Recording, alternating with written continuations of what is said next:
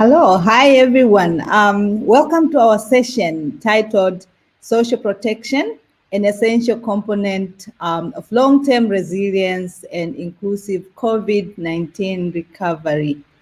My name is Flora Miamba. I am a social protection specialist, gender specialist as well, based in Tanzania.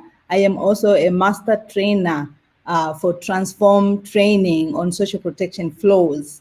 Socialprotection.org is a platform for the Transform training. So please visit and have more information on how you can benefit and learn more through Transform. This is a 1-hour session which will help us learn more or gain more knowledge on the title through a panel discussion format. So the program will start with a keynote address, then will be followed by a response to that. We will then have 5 panelists give further discussion to that. Please note that this is a very brief session, and therefore we're not able to share everything that we could share or we would be able to share. But as a reminder, you may be expecting, just to remind you that we will receive conference notes, conference reports, and we can have further details in there. Now, I would like to introduce you. I have the honor to introduce to you our main keynote speaker, Dr. Olivia D. Schutter. Dr. D. Schutter is the UN Special Rapporteur on Extreme Poverty and Human Rights. Prior to that assignment, he was a member of the UN Committee on Economic, Social, and Cultural Rights for 5 years and then UN Special Rapporteur on the rights to food between 2008-2014. We have a long CV that we could not attempt and try to give in a very brief time now. So please join me as I warmly welcome him to give us a keynote speech. Welcome, Dr. D. Schutter. Well, many thanks, Flora, and very warm welcome to all the participants in this session on social protection as a key to resilience in the post-COVID-19 era as we try to build back better. So what I would like to do in the few minutes I have is really to draw the attention of the participants to the unique opportunity we have with this crisis to rethink the role of social protection and to ensure that it becomes a permanent feature of the reconstruction for better resilience in the future. Now, during the crisis that started earlier this year in February, March, we witnessed a large number of countries adopting social protection measures. And in fact, one total that was calculated by the International Labour Organization mentioned that some 1,400 social protection measures were adopted across countries for a total amount of about 590 billion US dollars. Now, that may sound like a large number of measures, and it may sound like a huge sum, but in fact, we should remember that the 590 billion US dollars figure is a small fraction of the 12,000 billion US dollars that were injected in the economies across all world regions in order to achieve the economic recovery. So social protection was one small part of a larger effort to rebuild economies, to cushion the shock of the economic recession on populations, but it is the one I would like to focus on. 1,400 social protection measures, that again seems like a very impressive catalog, but in fact, a review that we prepared of these measures did show a number of gaps. First of all, many of these measures were short-term, adopted for 3-4 months for the time of the lockdowns, not much beyond that, by countries who very often cannot afford to maintain in the long run these measures in place. So the challenge will be in the future, how do we make them permanent in order to provide the predictability that people should be able to to have in terms of social protection. Moreover, in many cases, the support that was provided was really quite inadequate. I take just one example: the COVID-19 social grant adopted in South Africa provided the equivalent of $18 per month, 350 South African rand to the beneficiaries, which is really 1/3 of the upper bound poverty line used in South Africa. So in many cases, these support measures were quite insufficient in the kind of protection that they provided. But perhaps more important for us is that many people were left out from these schemes. I'm thinking, first of all, of the very important mass of informal workers and workers in precarious forms of employment. Worldwide, this represents informal workers, 1.6 billion workers, and workers in precarious forms of employment are 400 million. So in total, 2 billion workers in the world are poorly covered or not covered by social protection schemes, and not all cash transfer systems that were improvised during the crisis in order to meet the impact of the crisis have actually included these workers from the informal sector under their perimeter. In many cases, migrants or undocumented workers were forgotten, although some states have chosen to include them in the schemes, and indeed some regularization processes have been adopted in order to protect migrant workers. We still have countries that have deliberately excluded migrants from the protection, including some African countries. Indigenous peoples have often been excluded. And fourth, and perhaps for the purpose of my mandate, most importantly, people in poverty have not always been able to benefit from the social support schemes that were put in place. That is for a number of reasons. Sometimes the administrative hurdles, the complexity of the schemes make it very difficult for people in poverty, poorly informed about the benefits they have a right to actually file the claims that would allow them to benefit. In some cases, they did not have the documentation required, or indeed, if they're homeless, they did not have an address to provide to the administrative services. In many cases, the forms had to be filled in online, but many families in poverty do not have access to internet. One figure from UNICEF, for example, is that in 71 countries, more than half of the population does not have access to internet. And even if there is access to internet, the digital literacy of families in poverty may be very weak, and they may not be able to manage to fill in the forms that must be filled online. So people in poverty have encountered a number of obstacles, resulting in a situation in which those most in need, in some cases, were not able to benefit from the improvised cash transfer systems that were put in place to cushion the social shock from the COVID-19 crisis. So the question for us is, how can this be improved? And I would like to suggest very simply that our departure point should be to recognize that social protection is grounded in human rights. It corresponds to the human right to social security that is stipulated in Article 9 of the International Covenant on Economic, Social, and Cultural Rights, but that has been reaffirmed in a very important recommendation adopted by the International Labour Conference within the ILO context in June 2012, which is the recommendation number 202 on social protection floors. Now, this recommendation was adopted unanimously at the International Labour Conference by not only governments, but also workers and employers.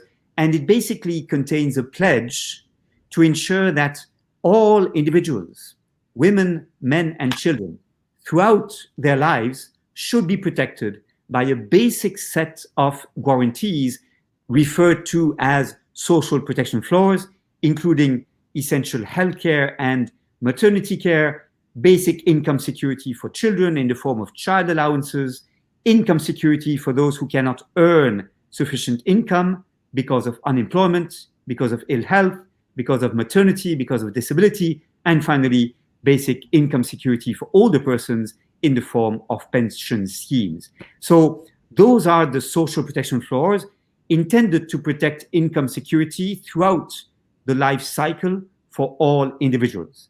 And recommendation 202 of the ILO is important because it adopts a rights-based approach, emphasizing, for example, the universality of protection based on social solidarity. In other terms, all people have a right to benefit from social protection floors, even workers from the informal sector or people in precarious forms of employment, even migrants, including undocumented migrants. The recommendation refers to the need to provide entitlements to benefits prescribed by national law. In other terms, the benefits should not be based on charity.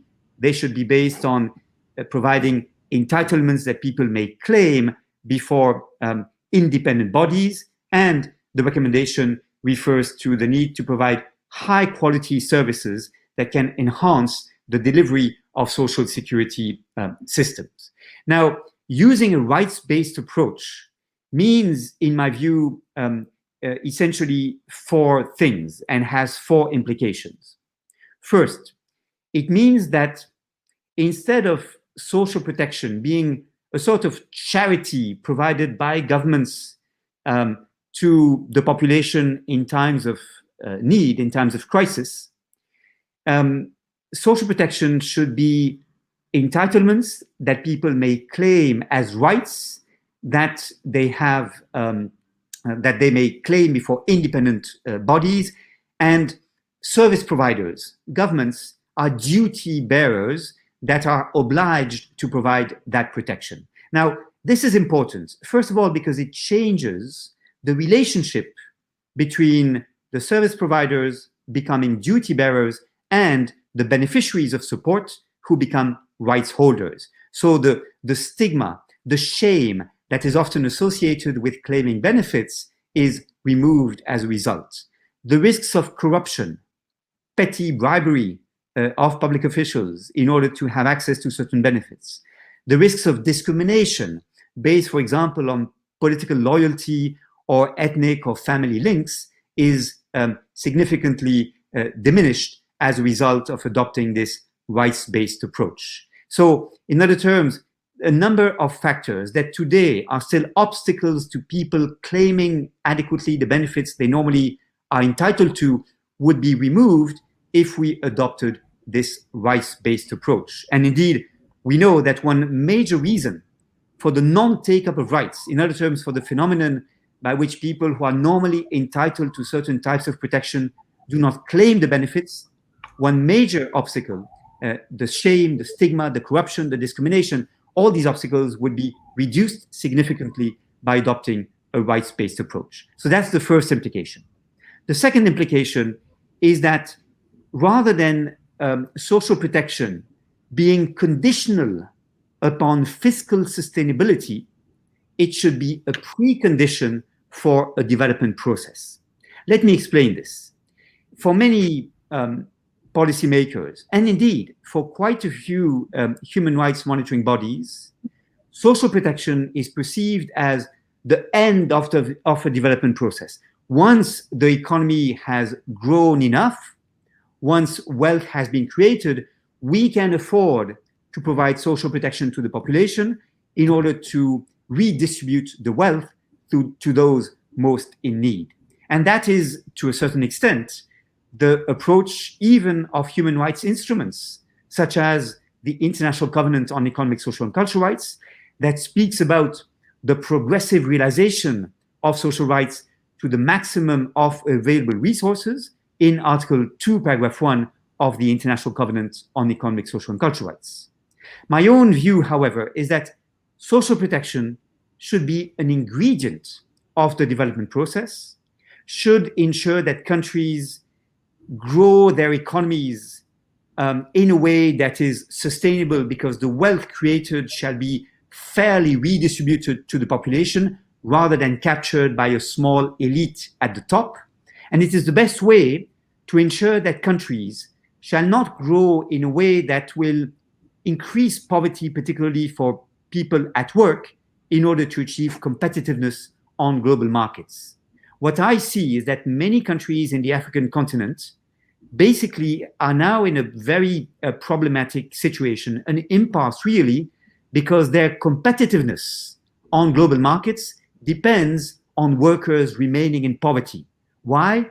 Because that is the only way in labor-intensive segments of the industry or of agriculture to reduce production costs and to achieve competitiveness on global markets. But maintaining a competitive advantage, a comparative advantage in global markets by keeping the population poor is absolutely not a sustainable solution. So investing in social protection, allowing parents to invest in the education of their children as a result, ensuring that workers are paid decent wages is a far more sustainable way of growing the economy. And so social protection should be an ingredient from the start of a development process. It should be seen as an investment in human capital that has huge long-term benefits. It should not be seen as the end result of a development process that could ignore the imperative of providing social protection. The third implication of using a rights-based approach to social protection is that the schemes that are put in place should be universal rather than targeted narrowly on the poorest segments of the population. I am, of course, aware that it may sound like the most efficient solution to have targeted social support schemes only benefiting the poorest segments of the population. But first of all, the risks of under-inclusion are very important. Many people may be left out if the targeting is too narrow, and the people who are normally to benefit may not be able to benefit because they would need to provide documentation showing that they qualify for the benefit, for example, because their incomes are below a certain level. But for many people in poverty, that documentation is very difficult to provide, and the more administrative hurdles they encounter, the more difficult it will be for them to actually enjoy the benefits of social protection. But more importantly, even if we have very targeted social protection schemes, the middle class may not be supportive of such schemes because the middle class may see social protection as welfare policies taking from the richest groups of the population to distribute to the poorest groups without the middle class having much to benefit from robust social protection schemes being put in place. In contrast, if you have healthcare, education systems, for example, that benefit a large group in the population, that benefits the middle class, the political support for social protection will be stronger, and the chances are that even if political majorities change, the social protection schemes put in place shall continuously benefit from support. So that is a third implication from adopting a rights-based approach. It is that we move from targeted cash transfer schemes to much more universal schemes protecting a larger group of the population. Fourth and finally, a rights-based approach to social protection means that it should be governed in a way that involves the people in poverty and involves unions. That is very important, not for symbolic reasons, but because involving people in monitoring the social protection system, in designing it, in implementing it, in evaluating it, is the best way to ensure that any gaps will be identified, any mismanagement will be addressed, and that the quality of the services will not decline as a result of these services being delivered to the poor. You are familiar, of course, with the famous phrase from Richard Titmuss that services for the poor are often poor services. What he meant by this is that if people in poverty are not in a position to hold service providers and governments accountable for the quality of the services, you may have, for example, schools that are functioning, hospitals that are built, or unemployment benefits that are in principle granted, but the quality of the service provided will be low if people cannot actually be involved in assessing the quality of the services provided. And so pupils may go to school, for example, but the quality of the education they receive will be low, or people may visit hospitals, but the healthcare system will not be able to provide quality healthcare to people. So participation is extremely important to ensure that quality shall not decline and that any gaps in protection shall be identified and filled. So that is my message really for our session today. We have a unique opportunity to replace social protection at the center of the Building Back Better agenda of the United Nations.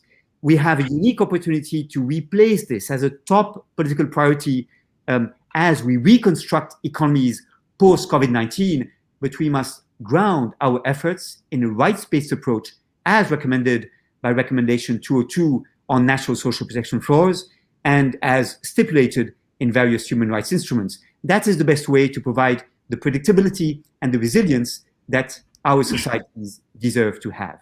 Thank you very much indeed. Thank you so much, Dr. Dishuta, for those key messages and the rich knowledge that you have given us. I'm not going to summarize because I have support, I have help of very knowledgeable people who will give responses to this. And the first one is the response speaker, who is Mr. Benito. Please welcome me to introduce him. He is an agricultural economist and human ecologist based in Pretoria, South Africa. He has over 20 years of experience in developing managerial and governance capacities and working with farmers' organizations in the country. So please welcome. The floor is yours. Thank you, Flora, and thank you, Dr. Dishuta. Indeed, if we approach the subject from the rights point of view, and it's clear from the presentation that we have had that all the people have the right to benefit from any social protection intervention. And my response will be basically on the constituency that we work with, and these are farmers and also farm laborers. They can be immigrants within their respective countries, or immigrants who cross the borders to work in other countries. In most cases, their vulnerability is not exposed by a crisis. They are already a vulnerable group of people. But unfortunately, when the crisis comes in, they are also isolated from the benefits of social protection due to various reasons, and some of them because they are not documented, and some, if they are moving from district A to district B in their respective countries, it's because they don't belong to the communities where they found themselves or they find themselves working. As a result, they are isolated, and I call this systematic exclusion because of the approach and the packages that are in place to address the social protection initiatives. So my response will be based on what role can farmer organizations play to bridge the gap, to ensure that those people that are already vulnerable and their vulnerability increases during crisis are also benefiting, and they are assisted for them to come out of the crisis and for them to also improve in their livelihoods. But before I do that, I think it will be good for me just to share with you that farmer organizations, they are unique entities or institutions in terms of their structures, because they are structured from the local level in the villages, going up to the district, country, and region, up to the continental level. So this uniqueness places the farmer organizations in a situation that they can really assist in any program because they are in touch with those vulnerable groups. And also, they are not rigid structures. We have experienced or seen how farmer organizations evolve to respond to the needs. And I'll give examples in terms of how farmer organizations have responded to the needs during the COVID and the role that farmer organizations have played. But also it's important for us to acknowledge that farmer organizations are not homogeneous. there are specific groups that have specific mandates, and these mandates can be applied in different situations when we are talking of social protection initiatives.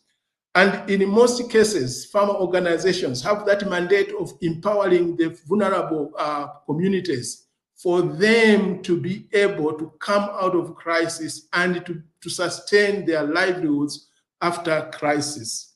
So we have that role of facilitation. Then, before I go to the what can farmer organizations do in social protection, I want just to share with you what we have done during COVID. And it was unimaginable some few months ago that farmer organizations are going to be involved in dealing with health-related issues. We can go to the next slide. In dealing with health-related issues. But we have seen, because of the need that was there and because of the gap in terms of the information that was going to farmer organizations or to farmers or to rural communities, farmer organizations had no choice but to go into an arena that was not traditionally their mandate. For example, most of the farmer organizations were involved in providing of personal protective equipment to farmers. They were engaged in providing information, health-related information to farmers, because these communities were neglected and farmers' organizations had to jump in. And we found that we were involved in even doing analysis in terms of the impact of COVID, for example, in the communities that were not reached, in the communities that were forgotten, in the communities that were not in the radar of decision makers. So farmer organizations were involved in going there and do analysis and then present this analysis to decision makers. In some instances, we succeeded, but in most instances, we did not, because I think even the policymakers were overwhelmed in terms of what was required on the ground. And also, in some instances, farmer organizations had to engage with authorities. And these are not only public authorities, but institutions that were there to help during the COVID. And when we engaged with them, we had to present the situation, and we had to present papers in terms of what is going on, and also develop opinion papers in terms of what we think should be done to address those people that are vulnerable, but they are forgotten systematically because they might not be in the radar of decision makers. And also, we were responsible of disseminating information to create awareness to those that were not reached. As you remember, when the COVID just came in, there was a lot of information. Some was not, it was fake, and others even brought about fears and founded fears to communities. But it was the responsibility of farm organizations, because of their structures that they are on the ground, to give the communities proper information. And we needed to get this information from somewhere. You can go to the next slide. Then, what can be done in terms of farmer organizations assisting in designing proper social protection interventions that can reach to those vulnerable that are forgotten? I will speak of few things, but the list is not exhaustive.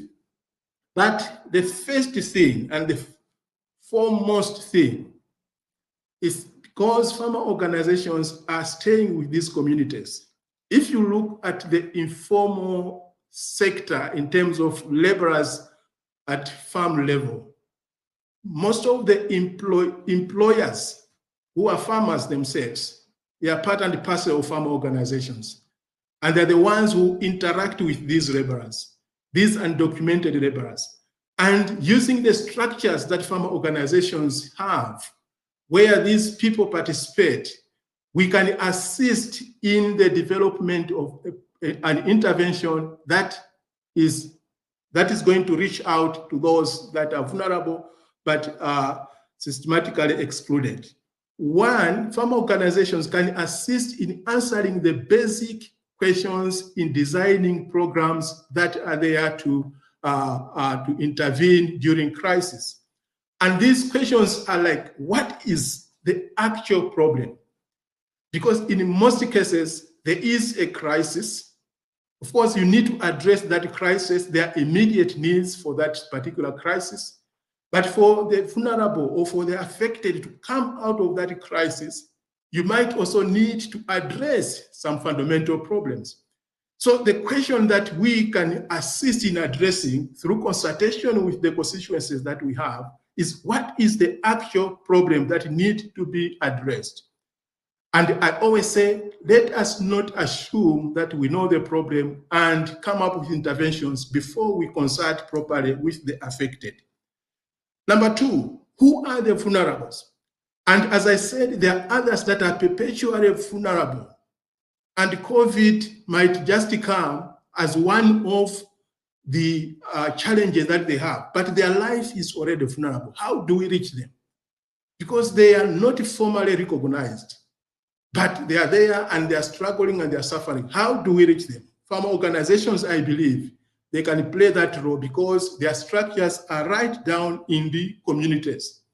And this will assist us in not applying one-size-fits-all solutions, because these also are the solutions that we just look at people and say, this is the solution for them. But different categories of people, different categories of farmers, different categories of farm workers, they might need different interventions. So all that farm organizations can assist in getting. Then the question of when. Sometimes you come with a solution while the problem has shifted or it has changed or it has evolved into something else. So farm organizations, because they are there on the ground, they'll be able to provide in terms of what is required to be addressed. And this also calls for preparedness, because when a crisis comes, you need to react swiftly. So what preparedness plans do we have in place? And are these preparedness plans inclusive enough? Farm organizations can assist in that. And the last one is how. How do we reach out? What is the appropriate intervention? We have worked with farmers, we have worked with communities, we have worked with farm laborers, we have worked with tenants, and we know what they need and how intervention can go to them. I liked the keynote address. When you look at the needs are so many. They need their children to go to school. They need proper health facilities. But if you just come up with a single intervention without addressing the other things, then that intervention might not result into the intended objective. We can go to the other slide. Then farm organizations, they can, as I said, facilitate in terms of consultation with beneficiaries, those who are affected, and coming up with the solution. And they can also assist in setting up success indicators for social protection interventions. Sometimes we set indicators that are basically looking at the amount of money or the amount of funds that has been spent. But I like what the keynote address has also put forward to say, when you see the amounts being announced or pronounced, it doesn't show you the impact of those. Mr. Benito, you are out of time. If you can please just wind up right there, please. Okay, thank you so much. So in short, what I'm saying is that farmer organizations, they have critical structures for entry in terms of designing, implementing, assessing, and evaluating the impact of social protection measures.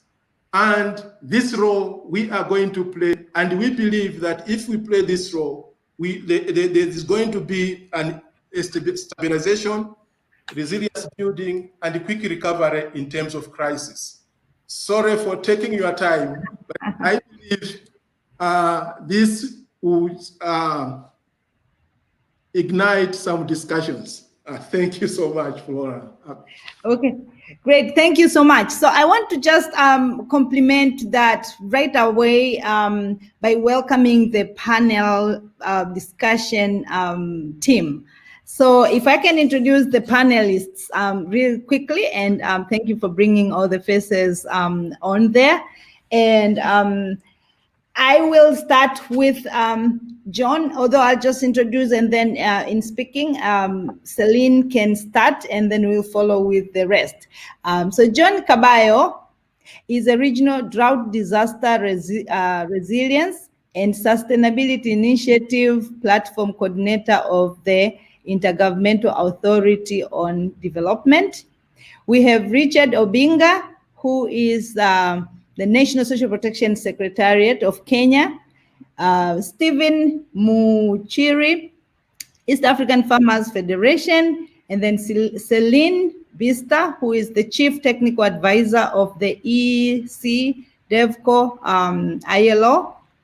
But we also have Omar Benamou, who is the Social Protection Specialist at FAO headquarters in Rome. Now, please, I'm going to ask you to give a 2.5-minute reflection on the keynote speech together with the response of the keynote speech.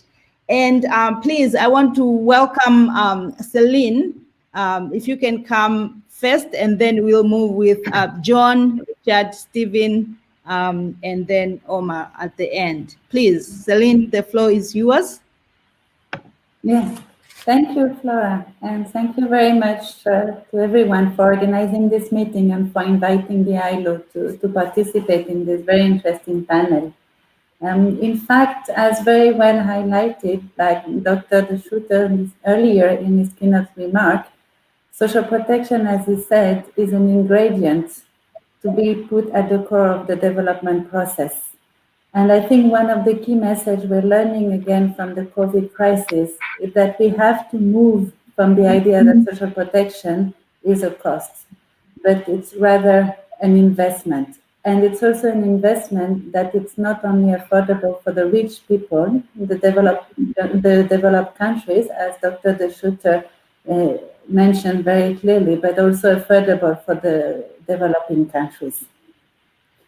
Indeed, social protection will bring positive return for the inclusive economic development and will also help reducing poverty and inequalities. Countries have shown that they were able to rebound and also learn from this crisis. We have many examples from the Asian crisis in 1997, but also from the economic and financial crisis in 2009, including in Africa. And following this crisis, there was also a regain of attention for social protection, with new measures being adopted in many countries. So this crisis is indeed, as Dr. De Schutter said, is a real opportunity to start building better and to start building back better. And for that, we should not miss the train. We should start now, and we should start quickly. Because we need social protection universal for all. Because we also need innovative measures to be able to cover the informal economy that was also mentioned by Dr. De Schutter. And we also need to quickly move and start discussion to increase investment in social protection. Indeed, without significant effort on investment in social protection, the progress that were made so far to achieve the Sustainable Development Goals are put at risk. What the financing gap that we're mentioning in a recent ILO report show that $1.2 trillion are still missing to achieve at least the minimum social protection, the social protection floor in the countries. In the low-income countries, this gap will be $77 billion, or 16% of their GDP. As we had already seen in the past, it's not a small amount that countries will need to mobilize. And if we take the example of Africa, the effort in financing social protection will be needed to be multiplied by 2.5 to achieve at least this minimum social protection that is the human right for all. So indeed, it's not a small effort, but there are innovation that we've seen already in countries, including in African countries, that show that this is possible. Apart from this innovation and the new financing option, we probably need to look at also how to boost the formalization of the economy. And this will have a twofold result. In one hand, it will provide a better protection for workers in the informal economy. It will also turn them into contributors of their own social protection. On the other hand, formalization of the economy will also help increasing the tax base and the tax revenue that the state needs to continue expanding the coverage of social protection. Equally important to investing more in social protection is also to investing better in social protection, in finance. Celine, the time is up. If you can wind up, and I'm sorry to be mean, we just want to allow just a few minutes for the participants at the end. So please. So I will just give my last two messages. The ILO, together with UNICEF, the European Commission, and the Global Coalition for Social Protection are now implementing a project to support countries in increasing their financing for social protection, improving their public finances, with the result to extend coverage. The project is already being implemented in 10 countries, and it continues to expand as also the response to the COVID is more and more needed across the country. So those were the message, and I thank you very much. Thank you so much, Celine. And just to remind the participants that you can write your questions already, and then the panelists will respond to that at the end. I already see there's a question on universal social protection. Celine, you touched on that, Dr. D'Souza as well. So that question is already in for you. John, the floor is yours, please. Thank you very much, and I'm sorry you can't see me. I showed myself briefly, but if you see me, you won't hear me. So I prefer that you hear me. Now, I'd like to agree with the keynote speaker Olivier and the response speaker Benito and my fellow panelist Celine that social protection is or should be an essential component of long-term resilience building and inclusive growth. The essence of social protection is actually predicated on the principle that we are all connected in a manner that compels us to be concerned for each other's safety and welfare, as well as our survival collectively. Now, actually, selfishness does not make biological sense. Instead, evidence of sacrifice is ubiquitous. A disaster such as COVID-19, the pandemic, illustrates this point so clearly. It demonstrates the universal nature of disasters and the need to respond, or to highlight the need to respond to the disasters in unison, in the collective sense, with no one left behind. When and if with such a disaster in consideration is in mind, and when implemented in close coordination with programs that focus on strengthening livelihoods or programs that promote social inclusion, social protection measures provide opportunities that enhance resilience, disaster resilience building, and can thus be recognized as an essential component of the critical strategy to reduce poverty, build resilience, and enable development. All the different programming frameworks, whether they are global, continental, regional, national, including the UN 2030 Agenda for Sustainable Development, the Paris Agreement, Climate Change, the Sendai Framework, all those and many more recognize the need to make special arrangements to cater for the vulnerable groups, for the communities or ecosystems, because these are targeted primarily because they are disproportionately impacted by disasters or disaster-related shocks. Humanitarian interventions will enable the vulnerable groups to attain a level of recovery beyond which they'll be in a position now to benefit from development interventions. It is very clear that if aid money is merely thrown at a disaster emergency-related problem without linking it to recovery and resilience or self-reliance and the affected beneficiary, it will not be sustainable. It will simply be a means of creating and perpetuating dependency, especially in the face of recurrent disaster-induced emergencies, including those that involve food insecurity. Resilience has now been established itself as a dominant paradigm in the international development and disaster response, and the profile of social protection is also rising on the development agenda. It is not surprising, therefore, that the rise of social protection is increasingly linked to the resilience agenda.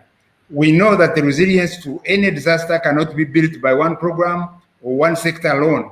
It requires the combined effect of a range of programs or interventions.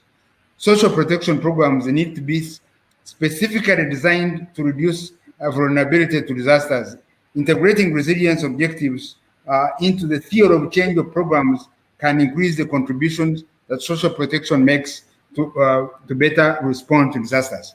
I'll stop there because of time limitations, but I believe that social protection is not a mere handout prompted by a spirit of generosity merely, but it's actually more strategic, and it should be applied with reference to building resilience. Thank you.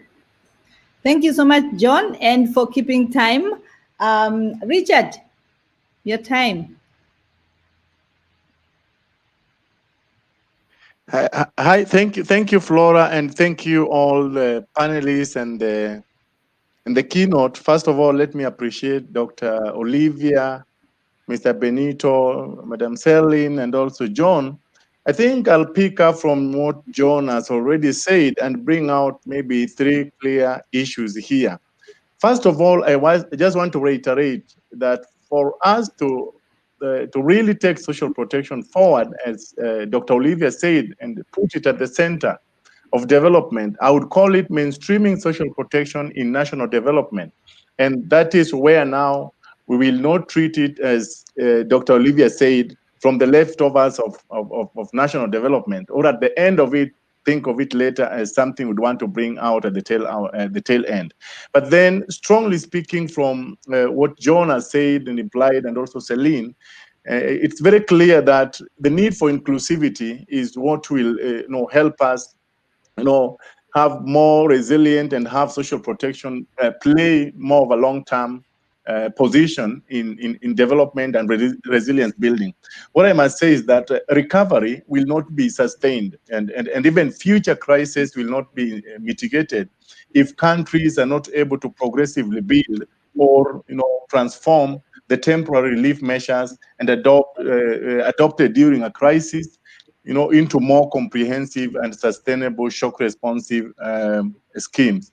And that is what resonates with what you've had Dr. Olivia speak of very elaborately, like in establishment of the social protection floors. So, and I've heard of John clearly speak of the humanitarian assistance, which I believe in most of our developing and the lower income countries dominated most of our responses, especially in the advent of the pandemic. But for it to play, a critical role in recovery and building back better, then even such responses, which actually are very big, should build on or form the building blocks for more comprehensive developmental outcomes. I want to believe that when in most countries you find, as what John was saying, some of these interventions behaving in quotes like handouts and not really having that long-term sustained approach. So I would say that it would be very necessary that they build and stream into key robust social protection systems, shock responsive systems that also adapt into longer term or medium term developmental outcomes. And then finally, I must say that you cannot really achieve that. I've heard of Benito, and I've also heard of what the other panelists have said. And it has been demonstrated in this period of the COVID, and I pick the case of Kenya, for example, where the responses were only possible under a multi-stakeholder, multi-sectoral approach.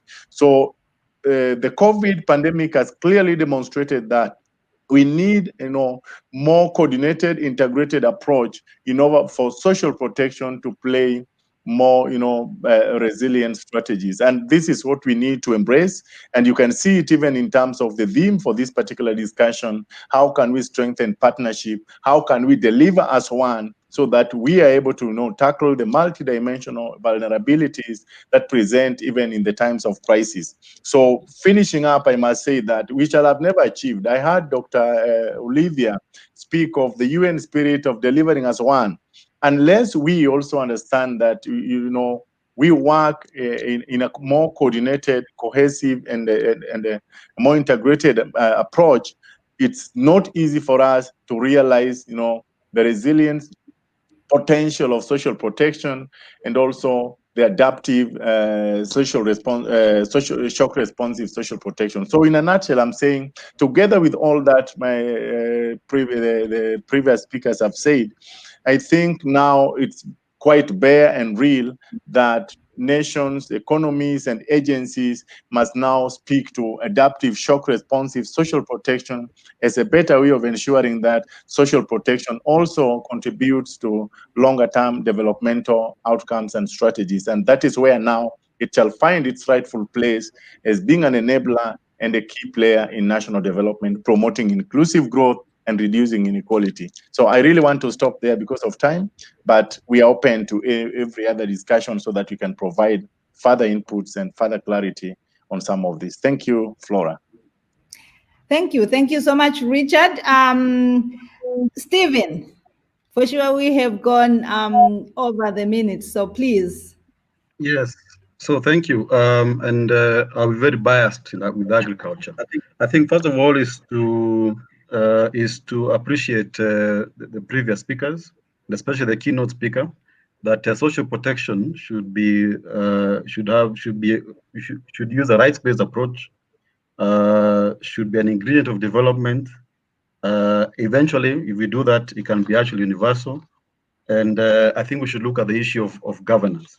I think for me, having come from a farm organization and appreciating some of the challenges that social protection has actually faced, especially with agriculture, we have seen that due to the heightened number and levels of agriculture-related risks, farmers have become very vulnerable and indebted. And a lot of social protection programs have targeted health and education sectors. And in instances where agriculture is involved, policy harmonization and coordination processes have not favored agriculture, either in terms of economic inclusion or productive or financial services. And one of the things that we are actually proposing is there should be affirmative action at the national level to develop what we'd call like a farmers fund. I know in Kenya, where I come from, you have a youth fund, you have a women fund, but you have a farmers fund whose purpose is to actually look at how or structured in a way that it helps reduce all the risks that farmers actually face, and they should be targeting farmers as primary beneficiaries, and it should be inclined towards ensuring that we protect them as well as increase productivity and livelihoods. The next thing I would want to say in respect to because I'm looking at way forward. Due to the fragmentation of farmers, one of the major challenges that social protection programs face in agriculture are logistical issues. And I think Benito talked about this. How do you reach these rural populations and their members? And I think we need to have or look at a multi-pronged delivery approach. And I think for me, this should be, like was said earlier, it should be embedded in development. And I think for me, because there are challenges in terms of financial mechanism of financing some of these social protection programs, there exists opportunities, to actually mitigate this through some of the farm organizations. We have cooperatives that even have CSR activities, and there are ways that we can actually look at how we can leverage on their structures to facilitate not only better access to social protection programs, but also better reach. And within these institutions, we can leverage on reliable farmer registry, because that's another challenge. We can consult and follow up some of these farm organizations in terms of identifying vulnerable groups that actually need certain specific, enhanced targeting. And through these institutions and working also with civil society, we can also enhance monitoring. And in that way, we can actually be able to achieve stronger and more sustainable social protection system. I think for me, when I listen to all the presentations, I think agriculture has gotten an unfavorable deal, and as far as social protection programs are concerned. And I think this is where the bulk of the population actually lies.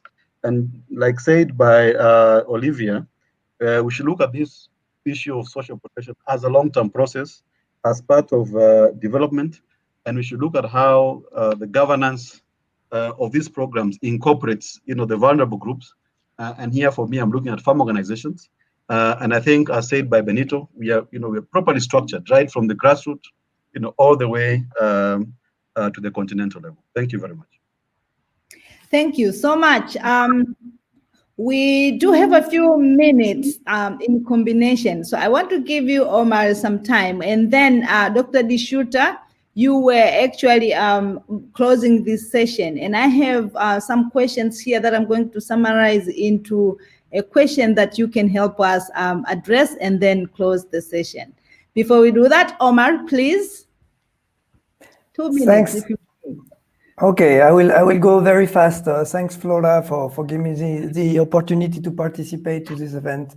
So on my side, I would like to focus a bit more on the food system and how social protection also in the effort to let's say make resilient food system more resilient could contribute to the economic recovery due to COVID-19. So just wanted to highlight few aspects right now.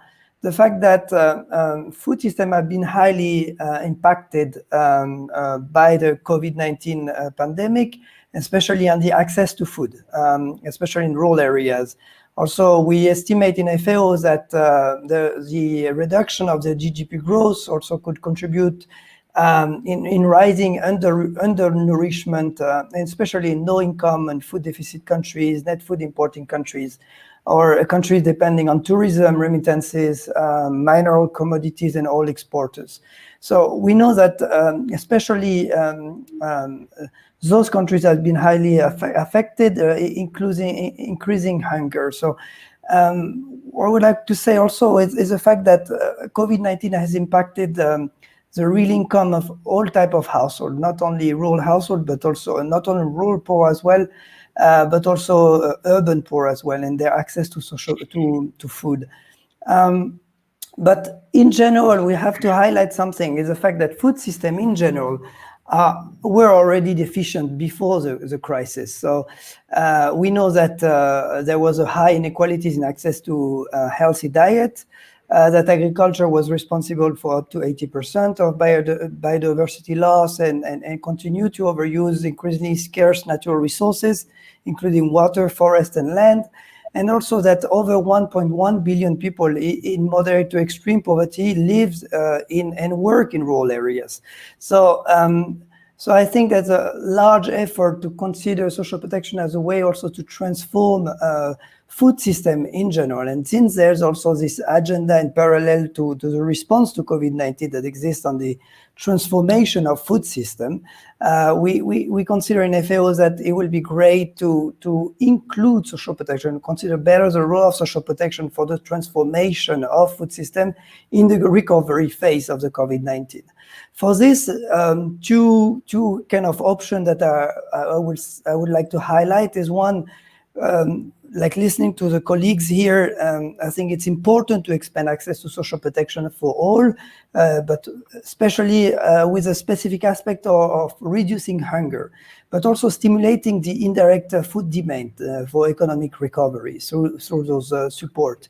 I want to also to highlight one aspect also is that I didn't hear so much, is the fact that I think we also need to associate social protection measure to specific agriculture intervention for stimulating sustainable and inclusive economic recovery.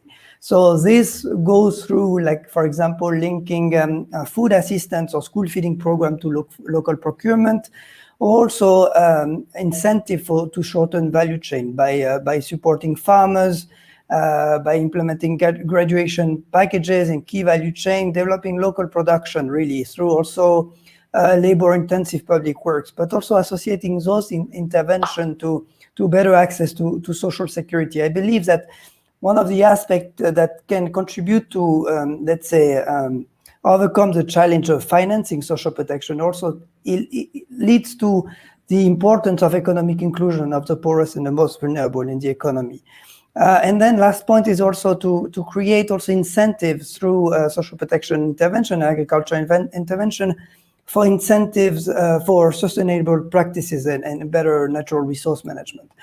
I've looked at few of the social protection response, and I can see that there's a lot of expansion of coverage, that also of a lot of gaps. But in terms of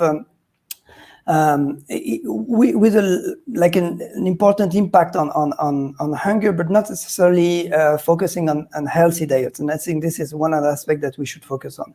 The second point that I would like to highlight is the fact that we need to absolutely understand, let's say, the current positive impact of the social protection response on food system, on hunger, but also the trade-off that existed. So what are the trade-off on environment, on nutrition, but also on inclusivity of the rural development right now that we're promoting through the social protection response.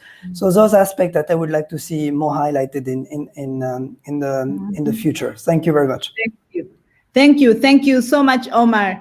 I want to take this opportunity and welcome Dr. Dishuta back, and then just as a highlight, to like a summary to the several questions that have been raised here, the very key question that is being asked is the very good proposal of universal social protection coverage to ensure that all vulnerable groups have been covered comes at a cost, and low-income countries have been struggling with financing social protection overall. Now, when we propose that this is the way to go, universal social protection, what is your take in terms of innovative measures to make this sustainable?